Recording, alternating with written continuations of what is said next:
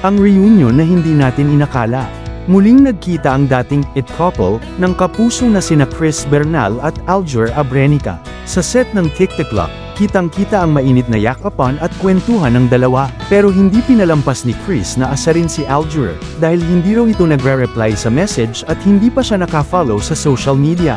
Maririnig na sinabi ni Chris na miss kita. Happy for you and congrats sa family life. Isang tunay na starstruck throwback, di ba? Marami na ang nagbago simula nung 2000s love team nila.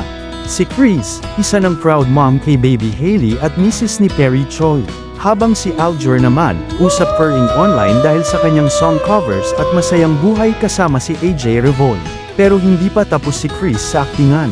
Nakatakda na ang kanyang acting comeback kasama si Beauty Gonzalez sa bagong seryeng House of Lies.